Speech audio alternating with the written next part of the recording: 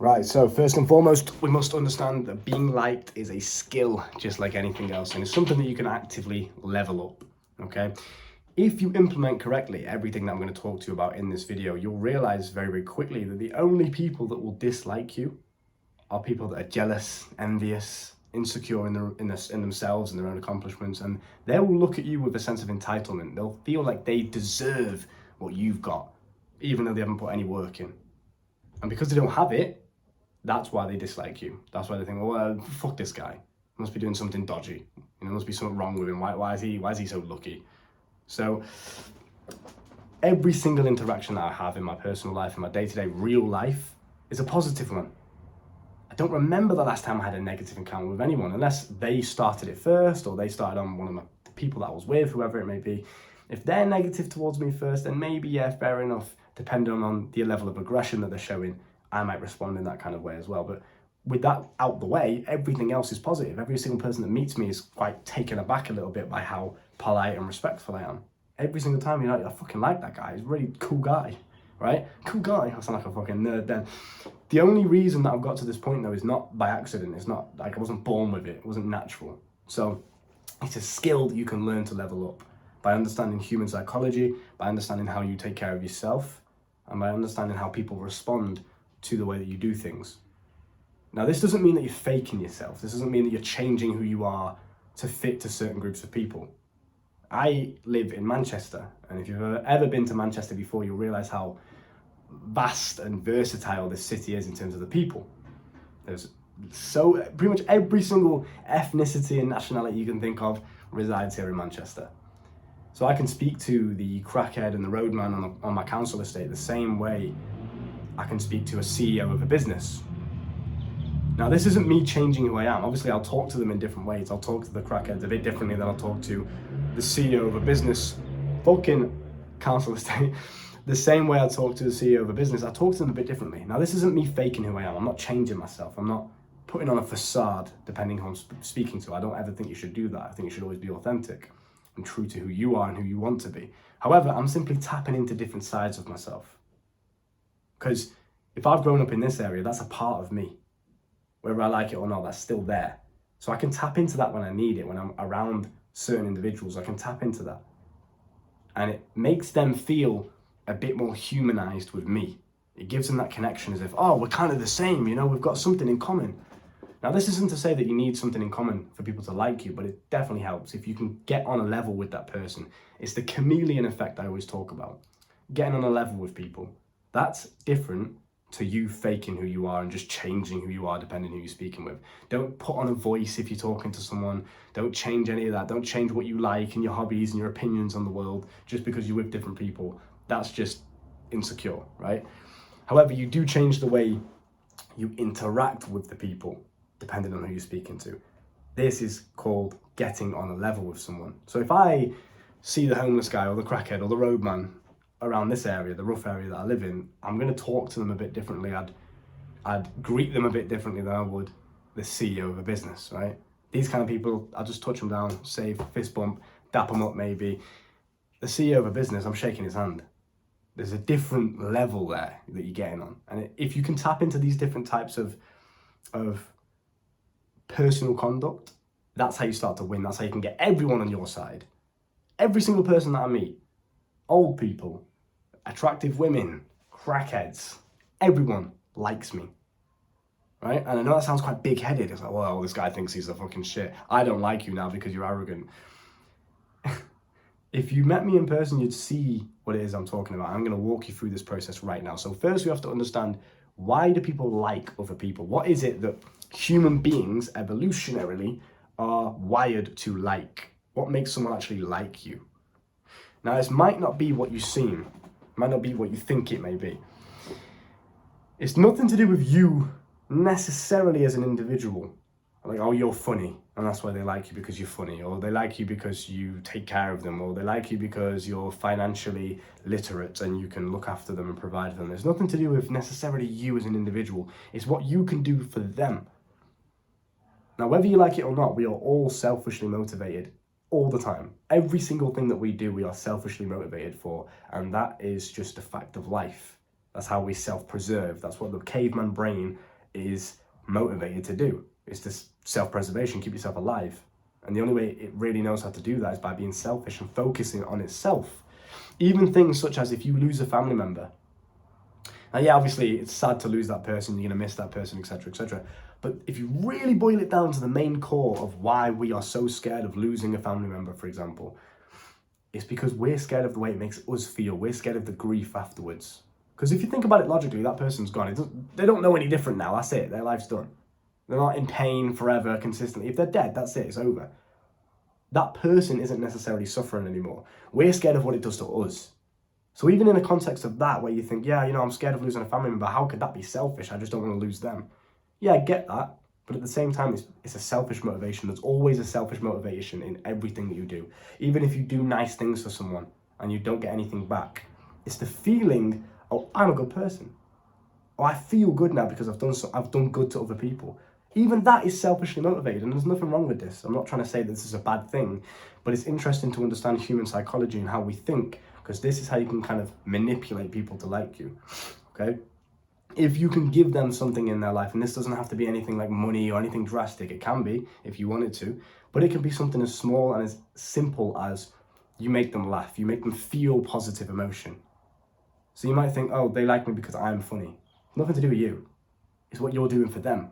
They like you because when they're with you, they feel positive emotion. So just a little bonus tip I thought I'd throw in there is pay attention to what you are giving to other people. And this isn't to say to go around and just give to everyone. Just so people like me. I don't think you should do things to please other people. I think you should live life in your own way. But the way that you carry yourself can make sure that you can live your life in as authentically as possible to yourself, but you can still get people to like you. Because what some people do is they'll live their life authentically. I'm just living my life, I'm doing what I want to do. Fuck everyone else. And then no one likes them because they're an outcast. They're a dickhead. They're bigoted. They don't consider anyone else's opinion.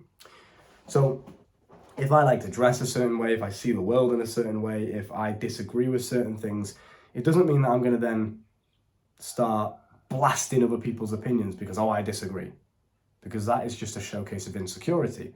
I'd be open-minded. If I'm disagreeing with someone, I'm completely respectful about it. I don't raise my voice, I'm not insulting, I'm not offensive. I just say, okay, tell me why you think that. Why is it that you think that and I think this? I genuinely want to learn. I'm genuinely curious. I want to understand it.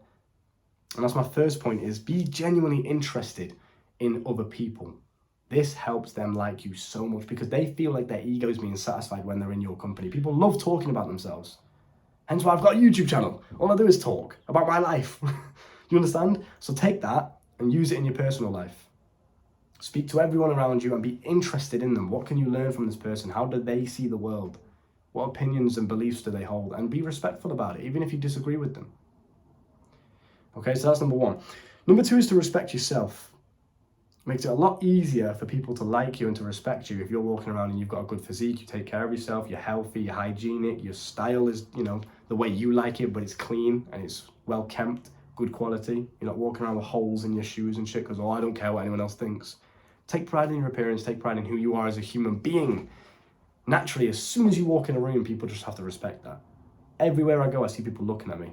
It's genuinely like I'm a celebrity sometimes. The way I walk, the way I move, the way I carry myself. The confidence that I have in my own self because I take pride in myself. I look after myself. People can sense that. Especially considering that 99% of people, especially men, don't care about themselves, don't look after themselves, vaping all day, no concern for their health or how they look or their well-being or anything like that. They just don't give a shit. They stink. So somebody like me who walks in the room, confident, believes in himself, good posture, good physique, clothes are nice and well kempt, nice skin, smells nice, everything's on point because I like taking pride in myself. It makes me feel good when I look in the mirror. I feel fucking amazing. I want people to look at me. I want people to have their attention on me. Whereas most guys are walking outside the street and they're like, I hope no one sees me today because I don't feel good. Why are you allowing yourself to step outside the house with that mindset? So that's number two. Respect yourself, look after yourself always in every single realm of life. You operate with professionalism and exceptionalism and you take care of yourself. Finally is a non-judgmental mindset. So I used to do this all the time. I used to be a victim of this. I used to walk around and just instantly judge people. I remember this one time when I first went to college back in the day, before I dropped out. It was a really good friend of mine today, but I've still got my Instagram, we still talk every now and then, and I seen him not too long ago. And I walked into college for the first time, and I was doing a public services course, so military, police, firefighter training, like the uniform services. This was way back in the day, I was like 18 or something. I'm 21 now, so I walked into the gym, because they would do training as part of this college course, right? And I seen this guy on the little cycle machine, and for whatever reason, I instantly just judged him. I thought, this guy's a dick. This guy's full of himself. He thinks he's funny. You know, I instantly just started judging. I'd never even met the guy. He opened his mouth for a couple of seconds and I instantly judged him. So you can see, if I'm walking around with this judgmental mindset, I might be closed off to that person. My energy might be closed off if I ever do speak to him. I might not even speak to him at all because I just think he's a dick, so I'm just going to try and avoid him. Now, I've never even met the guy. I haven't even given him a chance, and I'm already judging him based on first impressions. Now, you can see how detrimental this is to not only your social life, but also to the people around you. If you're walking around with this closed, judgmental energy, people can sense that. And that's going to naturally make them close themselves off. They're going to feel defensive. I feel like I need to defend myself. Why is this guy so judgmental? It's an energy exchange. Every single interaction you have, even this video right now, I'm giving you energy. It's an energy exchange. Like I spoke about before, when, why do people like other people? What is the psychology behind liking someone and wanting to be around someone?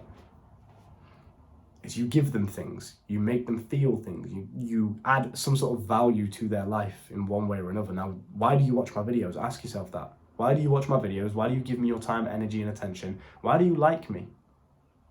What is it? Maybe it's, I've heard this a lot. Oh, he's authentic. He seems real. He seems genuine. Cool. On the surface, that doesn't seem like it's selfishly motivated. But if you dig deep, why would you want to be around someone that's genuine, authentic, real? Because you can trust them. So that gives you a sense of security.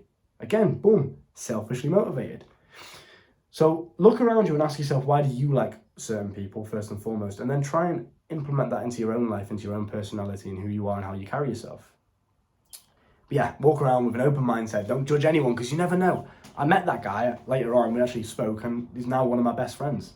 Really, really like the guy. Nothing but respect for him. And he's always been there for me. He's always checked up on me. I remember when I went through my first heartbreak, he was there for me. Imagine if I closed myself off from that guy because, he's a dickhead. Never even met him before.